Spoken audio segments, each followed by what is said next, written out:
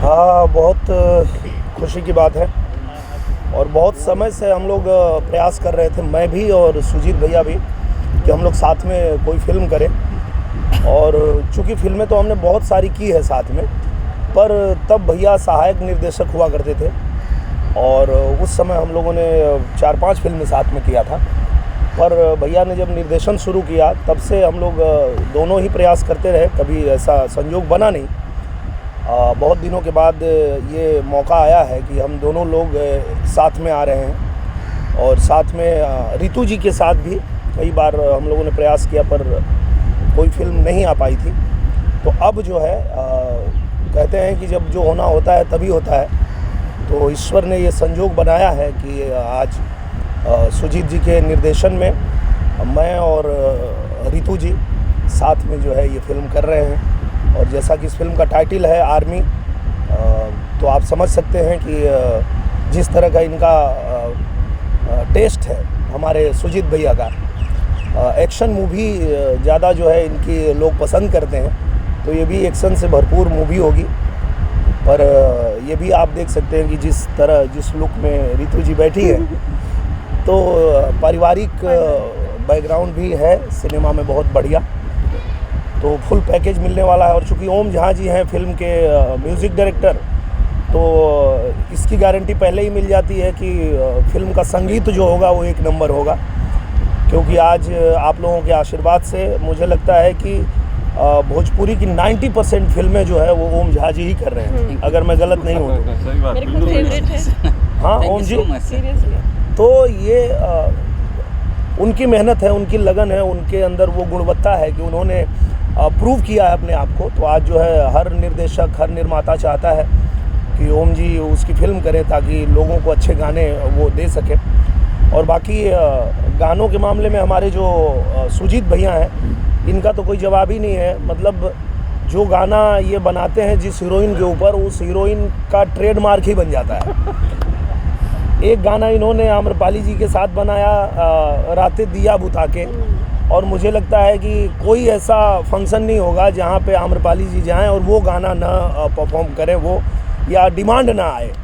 एक गाना इन्होंने बनाया निधि झा जी के साथ, लुलिया, तो उनका नाम ही लुलिया पड़ गया। मतलब इस तरह का इनका भी है, तो मैं ऐसी उम्मीद रखता हूँ कि आर्मी में भी कोई ऐसा गाना दे कि मुझे भी आगे से लोग फौजी ही कहना शुरू कर दें। और रितु जी को भी कुछ एक ऐसा गाना दीजिए भैया कि इनका भी नाम कुछ एक ट्रेडमार्क बन जाए। सर, गाने की बात चल रही तो आपके यहाँ एक होली का गीत आया है, अगर 2 लाइन गुनगुना दे तो। कौन सा? बहुत सारा आया, अब कौन सा आप सुनना चाहते हैं? क्या है पावला? अच्छा, होली के बधाई बाटे गोड़ लागी पहुना, स्वागत ससुरारी में बागोड़ लागी पहुना, गोड़े लगबू खाली गोड़े लगबू, कहियो गले हमारा लगबू की गोड़े लगबू। जो आंकड़े मेरे पास है, लगभग आपने आपकी आगे वाली प्रोजेक्ट को मिला के आपने हाफ सेंचुरी तो कंप्लीट कर दी है भोजपुरी इंडस्ट्री में। क्या कुछ बदलाव देख रहे हैं जो शुरुआत से लेके अब तक? हाफ सेंचुरी नहीं, मैंने सेंचुरी मार दिया है। आपको जानकारी बता दूं कि मेरी 100 फिल्में पूरी हो गई और बदलाव तो बहुत हुआ है। मैं जब आया था भोजपुरी इंडस्ट्री में, तो उस समय सिनेमा अभाव में बनता था। उस समय का सिनेमा ऐसा बनता था कि अगर कोई बहुत ख़तरनाक स्टंट करना है तो हमें जान की बाजी लगा के करना पड़ता था। जैसे आप लोगों ने देखा होगा निरहुआ रिक्शा वाला, वो रिक्शे के ऊपर से जो समरसॉल्ट मारना था, उस समय केबल नहीं था और 2 फाइटर जो है उसी रिक्शे पे गिर के हॉस्पिटल पहुंच गए। उसके बाद फाइट मास्टर भी सोच लिए हीरो नहीं करेगा, और डायरेक्टर साहब भी सोच लिए कि हीरो नहीं करेगा क्योंकि इसके सामने ही 2 लोग घायल हुए हैं और केबल था नहीं। पर मैंने जान की बाजी लगा दी कि ऐसी ज़िंदगी से क्या फ़ायदा है जब कुछ बन ही नहीं पाए। तो मैंने मारा था, वो शॉट दिया था और वही लोगों को पसंद आया था। सर, एक तो जो बनती है जी, एक्शन मूवी बनती है वो अलग होती है, लेकिन ये आर्मी वैसे है जी, तो ये जो कुछ इसमें खास तैयारी करनी पड़ती है? हाँ, तैयारी तो बहुत करनी पड़ती है, क्योंकि देखिए आप जब किसी ऐसी फिल्म को बनाते हैं जो किसी ऐसे खास सब्जेक्ट पे बन रहा है जिसमें कुछ नियम कानून होते हैं। जैसे आर्मी में अगर आप देखेंगे तो उनके कुछ हेयर स्टाइल का उनका कुछ रहता है, उनके कुछ बैच होते हैं, उनका कुछ चलने का तरीका होता है, ड्रिल होता है, बहुत रूल्स होते हैं बहुत सारे। तो उसको अगर आप फॉलो नहीं करेंगे तो वो अच्छा नहीं लगेगा। तो मुझे लगता है कि उसके लिए बहुत तैयारी करनी पड़ती है। किस तरह का कैरेक्टर? पैर की बात करें तो आपने किसी सोल्जर से या किसी आर्मी ऑफिसर से ट्रेनिंग लिया है इसके? हाँ, मैं आपको बता दूं कि मैं सिनेमा लाइन में आने से पहले ही आर्मी की फुल ट्रेनिंग ले चुका हूँ। जब मैं बंगाल में पढ़ता था तो बटालियन 1 जिसका नाम था बंगाल बटालियन 1, उसमें मैंने एनसीसी किया था। और एनसीसी इसलिए ही कराया जाता है कि भारत सरकार हमारे देश के बच्चों को आर्मी की पूरी ट्रेनिंग अपने खर्चे पे देती है। और जब भी देश में आपातकालीन स्थिति होती है तो उनको बुलाया जाता है और उनको जाना पड़ता है, वो किसी भी फील्ड में हो। तो आज मैं भले फिल्मों में हूँ, लेकिन अगर देश में कभी आपातकालीन स्थिति हुई तो मैं बॉर्डर पे जाके लड़ूंगा। इतनी ट्रेनिंग मैंने लिया हुआ है। मैम, आपसे जानना चाहेंगे कि आज इस फिल्म में आपका किस तरह का रोल है और आज यहाँ कोई शूटिंग कर रहे हैं, इस बारे में बताइए। सबसे पहले अपने सभी दर्शकों को प्रणाम। मैं आपकी रितु सिंह, और इस फिल्म का मैं क्या बोलूँ, बिकॉज जो आर्मी टाइटल है अपने आप में एक बहुत प्राउडी टाइटल है। तो उसमें आप देख रहे हैं getup is just a married women है, न्यूली मैरिड वुमेन है, जो एक आर्मी ऑफिसर की जो वाइफ होती है उनका किरदार मैं प्ले कर रही हूँ दिनेश सर के अपोजिट। एंड एक जो घरेलू हाउस वाइफ होती है उसका किरदार, उसका सपोर्ट क्या रहता है, ऑल अबाउट गेटअप यही है। और मुझे लगता है कि जो किरदार रितु जी निभा रही हैं हमारे हिंदुस्तान में, इसको हम कह सकते हैं कि इससे बड़ी जो बलिदान की देवी कह लीजिए, जो भी कह लीजिए, मुझे नहीं लगता है कि कोई हो सकता है जो आर्मी ऑफिसर की वाइफ होती हैं। आज हम आप अपने घर से बाहर निकलते हैं तो हमारे घर के जो परिवार के लोग हैं उनको पता है हम शाम को आएंगे, फिर भी वो 50 बार फ़ोन करके और पूछते हैं कि आप कैसे हो, घर अभी आए नहीं, पहुँचे नहीं। आर्मी ऑफिसर की वाइफ का क्या कलेजा होगा, आप सोचिए कि वो बॉर्डर पे जा रहे हैं, पता नहीं जीवित वापस आएंगे कि नहीं, इसके बाद भी उनको भेजती हैं। तो उनका तो जिगरा मानना पड़ेगा और वो किरदार निभा रही हैं रितु जी। इस फिल्म के बारे में कुछ आप बता सकते हैं, कुछ कहानी के बारे में कुछ डिटेल देंगे? नमस्कार, हमारे यहाँ जितने भी मीडिया कर्मी हैं आए हैं, बहुत बहुत धन्यवाद। आर्मी के बारे में सिर्फ इतना ही कहूँगा कि जैसे भैया दिनेश जी अभी बोले कि हम दोनों भाई लगभग 10-12 साल से साथ में काम कर रहे हैं। तो एक होता है ना कि भैया का एक्शन पैटर्न, मेरा एक्शन पैटर्न, साथ में काम करने का संजोग बनते बनते उस संजोग में सबसे बड़ा हाथ जो है हमारे जो प्रोड्यूसर है मुरली लालवानी जी, और इनका एक था कि नहीं दिनेश जी के साथ में काम करना है। और हमारी मैडम जो है मनोरमा जी हमेशा बोलती थी कि आप किसी भी हीरो के साथ में काम करो, लेकिन दिनेश जी के साथ में काम करो, तब मुझे लगेगा कि हम अब फिल्म कर रहे हैं। क्योंकि हमारे बच्चे लोग जब भी आते थे सेट पे तो हमेशा, आज भी बच्चे लोग बोलते हैं हम तो दिनेश अंकल को जानते हैं, जब बड़े हो गए सब कॉन्वेंट में पढ़ रहे हैं, लेकिन आज भी बोलते हैं। सर, आपकी जो पिछली फिल्म है एक्शन मूवी है, सर ने भी बोला एक्शन मूवी आपने काफ़ी अच्छे से डायरेक्ट कर दी, ऐसी कोई पाइपलाइन में है मूवी जिसमें किसी भी तरह का मार धाड़ नहीं है, ऐसी कोई है पिक्चर आप कर रहे हैं, डायरेक्ट कर रहे हैं? नहीं, ऐसा नहीं। क्या होता है ना कि डिपेंड हमारा स्क्रिप्ट क्या है। अभी जैसे भैया ने बोला आर्मी, ये एक आर्मी है। ये इस फिल्म के अंदर क्या है कि जो आज बॉर्डर पे, आज बर्फ़ में जगह जगह पे आदमी जान पे खेल के आर्मी जो है हमारे देश की सुरक्षा कर रहे हैं, उनकी वजह से हम आज चैन की नींद सो रहे हैं। तो कम से कम हम उस फिल्मों के माध्यम से वो हमारे असली हीरो है, जिन्हें भैया ने कहा कि नहीं हमारे जो असली हीरो है उसका प्रेजेंटेशन क्या होता है, लोगों तक कैसे पहुँचे, यही आर्मी। बिल्कुल। इसमें बेसिकली क्या बताना चाहते हैं, क्या मैसेज देना चाहते हैं इस फिल्म के जरिए? मैसेज यही है कि हमारे देश के जो सबसे बड़े हीरो हैं वो आर्मी के ही ऑफिसर हैं, आर्मी के ही जवान हैं।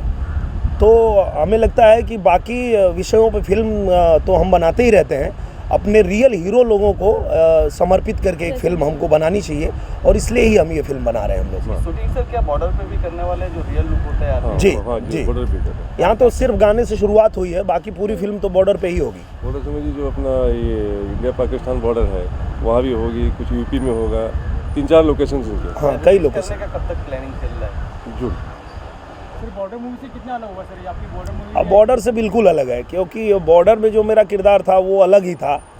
एक किसान का बेटा था और वो उसके भाई को पकड़ लेते हैं लोग, तो वो जाता है उसको छुड़ाने के लिए, आर्मी में ही भर्ती हो जाता है।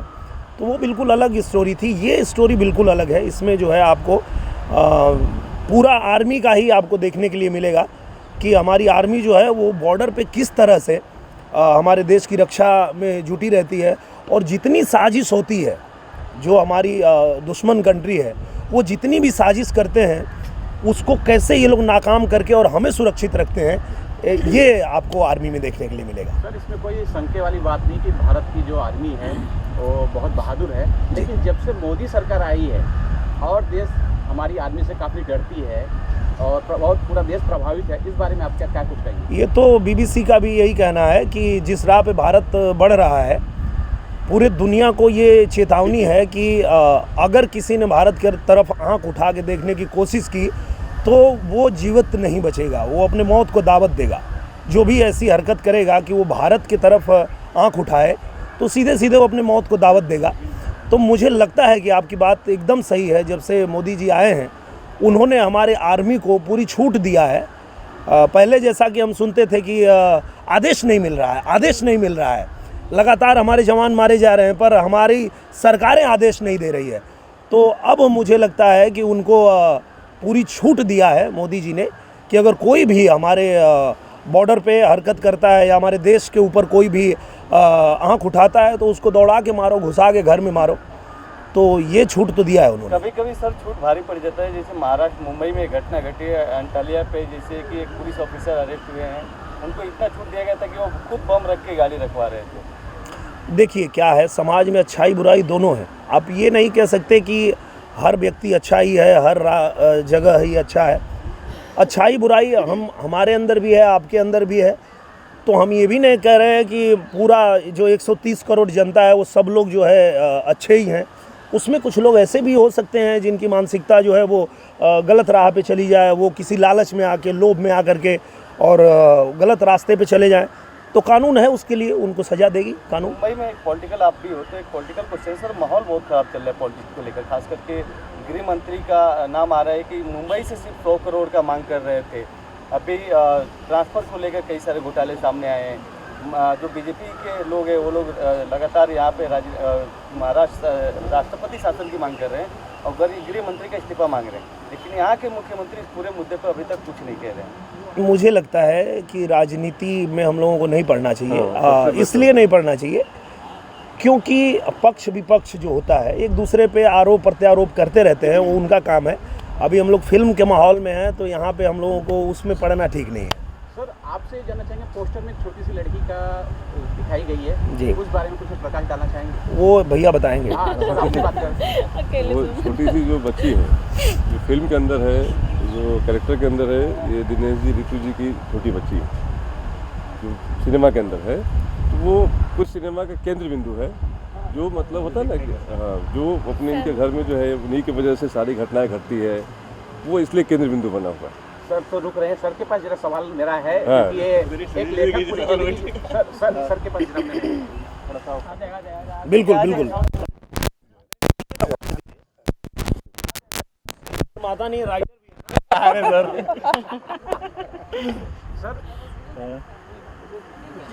सर एक निर्माता है और लेखक भी आपने लिखा भी। एक लेखक जो है पूरा जिंदगी जी लेता है, पूरी स्टोरी है अपने आप देख लेता है, तो कितनी भव्य पिक्चर बनेगी ये पिक्चर? मेहनत तो अभी भी इसमें डायलॉग पे काम चालू है। एक स्क्रीन प्ले ब्लॉक हुआ है क्योंकि जल्दी में हो रहे थे। इसमें कुछ सब्जेक्ट ऐसा है कि इसको मैं बिल्कुल ही, सर निर्वाल जी ने, दिनेश जी ने कहा अभी कुछ चीज़ें उन्होंने भी सीक्रेट रख ली, कोई लीक नहीं करना चाह रहे, क्योंकि ये एक अलग सब्जेक्ट हटके है थोड़ा। कहानियाँ तो सभी लिखते हैं हटके, हर कोई राइटर बोलते हैं मैंने हटके लिखी है। तो ये वाकई में कुछ है सब्जेक्ट जो आमतौर पे इस भोजपुरी फिल्म में देखने को नहीं मिला होगा। इस तरह का कुछ सीन्स ऐसे हैं।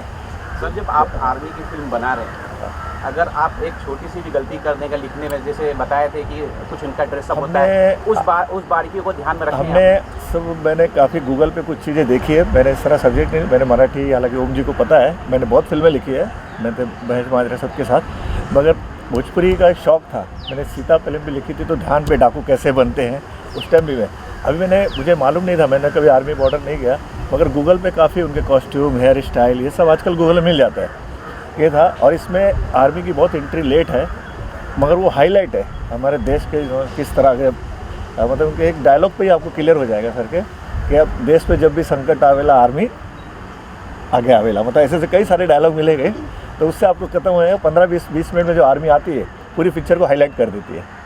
जी मैम, आप क्या कुछ शुभकामना देना चाहेंगे फिल्म को? आप बैठे हैं।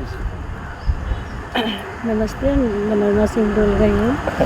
इसमें नाम ही इतना कि इसके आगे मैंने ये नाम से ही लग रहा है कि लोग के लिए, पब्लिक के लिए कितना इसमें दम होगा।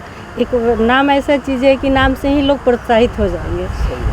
तो इसमें मैं क्या करूँगी बताऊँ, ज़्यादा खास करके जब पिक्चर बनेगी तो ऑलरेडी सबको पता चलेगी, देख के ही सब लोग बताएंगे कि क्या है इसमें, वो ज़्यादा बेटर रहेगा मेरे हिसाब से।